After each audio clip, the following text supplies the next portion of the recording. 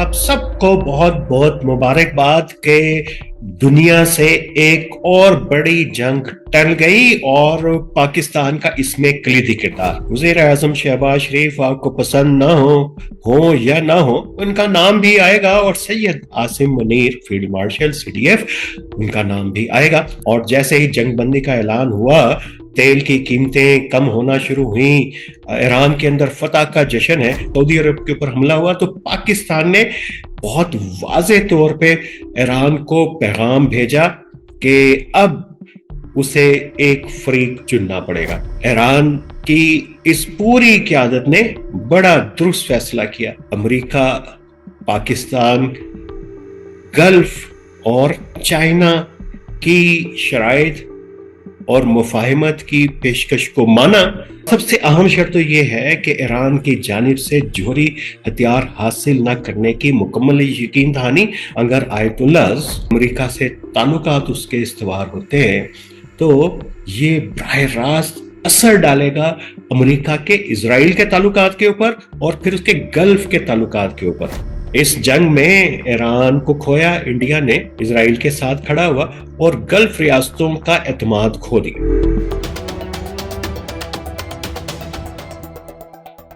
Hello, narratives में खुशामदीद और आप सबको बहुत बहुत मुबारकबाद के दुनिया से एक और बड़ी जंग टल गई और पाकिस्तान का इसमें कलीदी किरदार।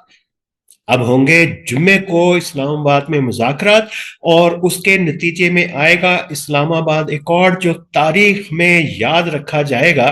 और जब इस्लामाबाद एकॉर्ड का जिक्र होगा, वज़ीर-ए-आज़म शहबाज शरीफ आपको पसंद ना हो या ना हो, उनका नाम भी आएगा और Syed Asim Munir field marshal CDF उनका नाम भी आएगा। और इसके ऊपर तस्करे होते रहेंगे, तज्ज़िये होते रहेंगे, तारीख दान मुख्तलिफ हवालों से तहकीक करते रहेंगे कि मुज़ाकरात पाकिस्तान ने क्यों शुरू किए, कैसे ये चले, और बहुत चीज़ें खुलेंगी आने वाले दिनों के अंदर। फिलहाल तो अभी तो खुशी का लम्हा है।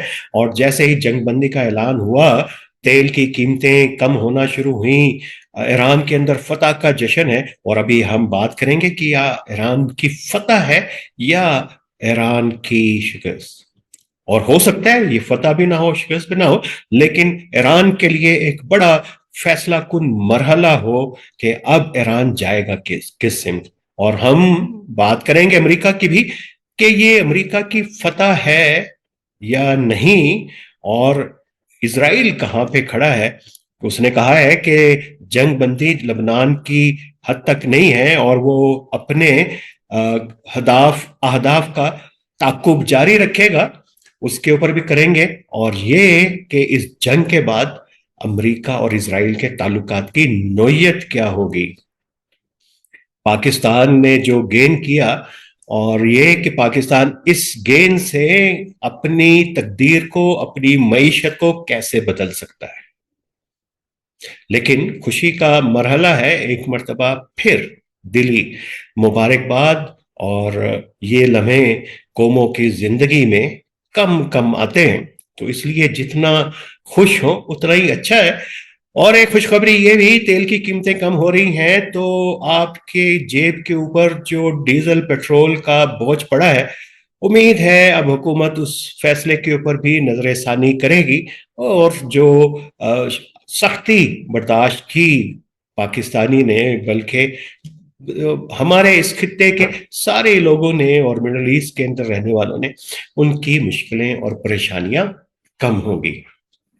तो सबसे पहले तो ये कि ये जंग रुकी कैसे। कल रात को हमने कहा था कि ये आखिरी मरहले में जंग दाखिल हो चुकी है और कोर कमांडर्स की मीटिंग्स हुई थी, उसमें सऊदी अरब से सॉलिडारिटी का इजहार किया गया था। और हमने कहा था कि अब या तो सुलह होगी या जंग का ये आखिरी दिन होगा। और यही वो डिसाइसिव मूवमेंट थी जिसने ईरान की लीडरशिप को मजबूर किया कि अब वो घुटने टेक दे। बहुत सारे लोगों के जज्बात को ठेस पहुंचेगी जब हम कहेंगे कि घुटने टेक दे, लेकिन ये हुआ। और इसमें पाकिस्तान का कलीदी किरदार था, क्योंकि जो सऊदी अरब के ऊपर हमला हुआ तो पाकिस्तान ने بہت واضح طور پہ ایران کو پیغام بھیجا کہ اب اسے ایک فریق چننا پڑے گا، اور یہ اس وقت جا رہا تھا وارننگ، اور بلکہ کھلا پیغام جا رہا تھا ایران کو، جب امریکہ اور اس کے اتحادیوں نے سائپرس سے لے کے یو کے سے لے کے بڑے بڑے جو جنگی جہاز ہیں ان کی پروازیں تیار تھیں۔ یہ یقیناً آئی آر جی سی آیت اللہ کے لیے، مشتبہ کے خامنائی کے لیے یہ بڑا ایک فیصلہ کن مرحلہ تھا، اور ایران کی اس پوری قیادت نے بڑا درست فیصلہ کیا کہ امریکہ، پاکستان، گلف اور چائنا کی شرائط اور مفاہمت کی پیشکش کو مانا، اور انہوں نے وہ 10 نکاتی ایجنڈا پیش کیا جو امریکہ کے لیے قابل قبول تھا۔ ایران کہہ سکتا ہے کہ میرے 10 کے 10 مطالبات جو ہیں اس کے اوپر بات ہوگی اور اسی کے اوپر اسلام آباد اکارڈ ہوگا، لیکن ایک نظر دیکھ لیجئے کہ یہ اکارڈ ہے کیا، کہ بہت سارے اکارڈ تو نہیں، شرائط ہیں کیا، اور یہ شرائط جو ہیں اس میں ابھی نیگوشیٹ ہوگا، لیکن اس میں جو سب سے اہم شرط تو یہ ہے کہ ایران کی جانب سے جوہری ہتھیار حاصل نہ کرنے کی مکمل یقین دہانی، اور اس وقت جو بات ہو رہی ہے امریکہ میں اس میں کہا جا رہا ہے کہ مکمل امریکی نگرانی کے اندر جو ہے یہ اس کا نیوکلیر پروگرام ختم ہوگا۔ تو یہ کس کی پہلی شرط تھی جب یہ عمان کے ذریعے مذاکرات ہو رہے تھے، جنیوا میں ہو رہے تھے؟ یہ امریکہ کی پہلی شرط تھی اس وقت بھی ایران سے کہ وہ جوہری ہتھیار کا پروگرام کا مکمل خاتمہ کر دیں۔ اب اس کے اوپر وہ خامنائی کے فتوے کی باتیں دوبارہ سے گلف کے ایرانی میڈیا کے اوپر شروع ہو چکی ہوئی ہیں کہ یہ شرط تو ہمیں منظور اس لیے ہے کہ ہم تو سمجھتے اس کو حرام ہے اور غیر اسلامی ہے۔ وہ بحث اپنی طرف ہے، پھر یہ بھی تو آپ کہتے رہے کہ ہم نے جب این پی ٹی کا دروازہ بند ہو گیا تو ہم تو اب دیوار پھلانگ کے اندر آئیں گے اس کلب کے اندر۔ اب یہ ایمبیشنز ختم ہو گئے، اور امریکہ کے پاس جو منجمد ایرانی اثاثوں فنڈز کی رہائی کا بھی اس میں کہا گیا۔ ایران، عراق، لبنان اور یمن میں مکمل جنگ کا خاتمہ کہا گیا۔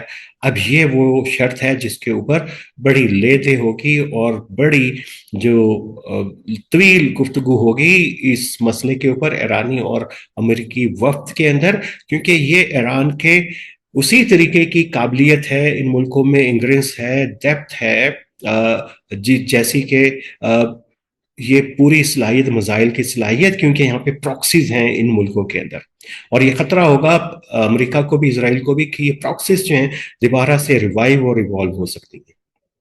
اور یہ شرط یقیناً بہت اہم ہے کہ ایران کے خلاف جنگ کا مکمل خاتمہ اور مستقل امن بغیر کسی وقت کی حد کے، مستقل یعنی جنگ بندی ہوگی، اور پورے خطے میں تمام تنازعات کے اختتام کی بات کی گئی ہے۔ اب نائے ہرمز کھل گئی ہے، اور آپ کو ایک مرتبہ پھر مبارکباد، اور یہ بھی کہ اس میں ابنائے ہرمز میں محفوظ اور آزادانہ بحری گزرگاہ کے پروٹوکول اور شرائط اب طے ہوں گی۔ یہاں پہ ایران اپنا ترک کا پتہ کھیلے گا اور اپنی گرتی ہوئی معیشت کو سہارا دینے کے لیے ایک نئے پروٹوکولز لائے گا۔ ٹیکس اس نے ابھی سے لینے شروع کر دیے تھے، اور یہ اب ٹیکس کو فارملائز کرے گا، اور یہ اگر یہ فارملائز ہوتے ہیں تو یقیناً اس کا جو اثر ہے وہ تیل کی عالمی قیمتوں کے اوپر تو پڑے گا ہی پڑے گا۔ اور یہ کہ ایران کی تعمیر نو کے لیے مکمل معاوضے کی ادائیگی، یہ بہت ایک شرط ہے جس کے اوپر شاید کوئی زیادہ توجہ نہ دی جائے۔ ہاں، کوئی اسسٹنس فراہم کی جا سکتی ہے اور ایران کے اوپر پابندیاں ختم کی جا سکتی ہیں کہ اگر امریکہ اور ایران کے تعلقات درست ہو۔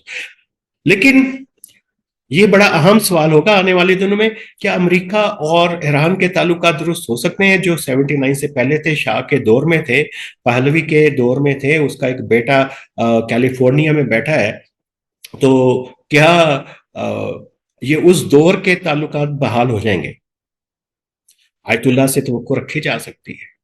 کیا ایران کے آیت اللہ اور آئی آر جی سی یعنی پاسداران انقلاب دستبردار ہوں گے مرگ بر امریکہ کے نعرے سے، جو پہلے دن سے ان کے نظریاتی محور کا اہم ستون ہے؟ صلح کی صورت میں اگر آیت اللہ یہ مطالبہ مفروضے کے طور پہ ختم کرتے ہیں اور امریکہ سے تعلقات اس کے استوار ہوتے ہیں، تو یہ براہ راست اثر ڈالے گا امریکہ کے اسرائیل کے تعلقات کے اوپر اور پھر اس کے گلف کے تعلقات کے اوپر۔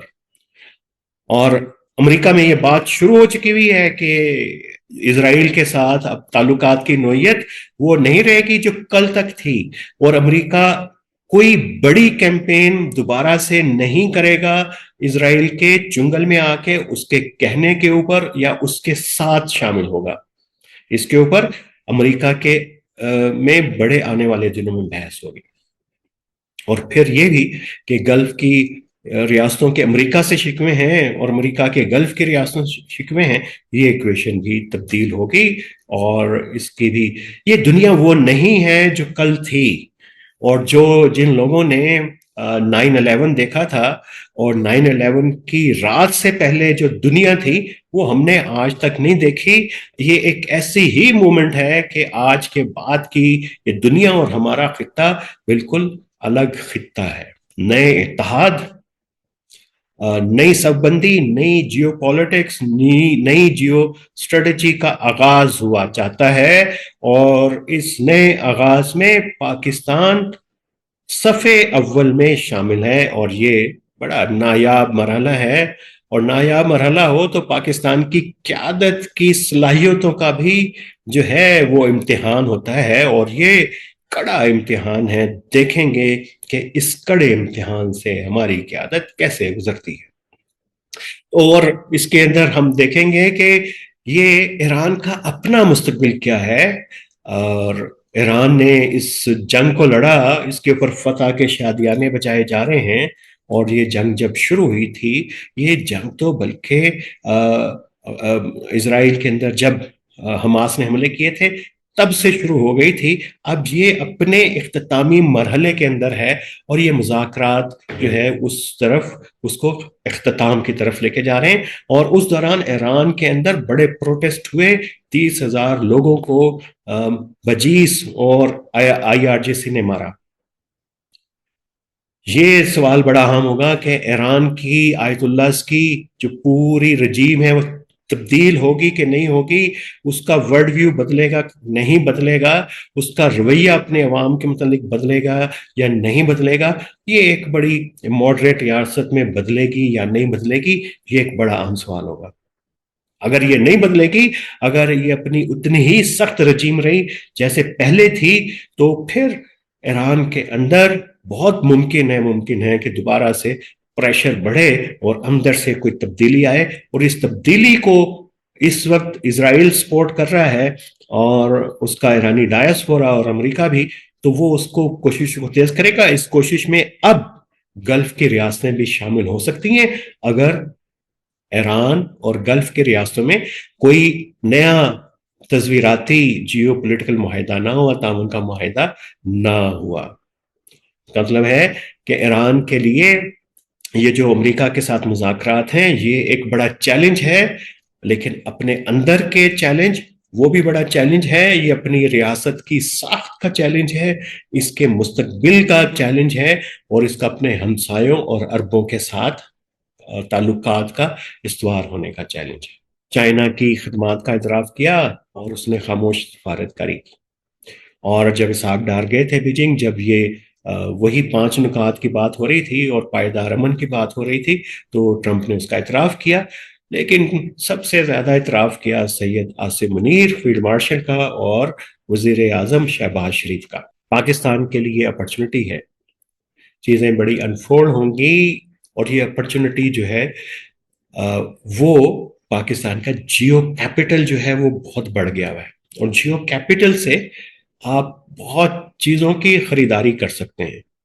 نئی دوستیاں بنا سکتے ہیں، نئے الائنسز میں جا سکتے ہیں. نئی دوستیاں اور نئے الائنسز اور پرانے دوستوں کے ساتھ آپ کے تعلقات کی نوعیت بدلتی ہے، وہ دوستی میں اضافہ ہوتا ہے اور وہ کنورٹ ہوتا ہے آپ کے جیو اکنامک انٹرسٹ کے اندر. یہ ذرا بڑا نازک موضوع ہے. اکانومی اور جیو اکنامکس پاکستان کا بڑا نازک موضوع ہے.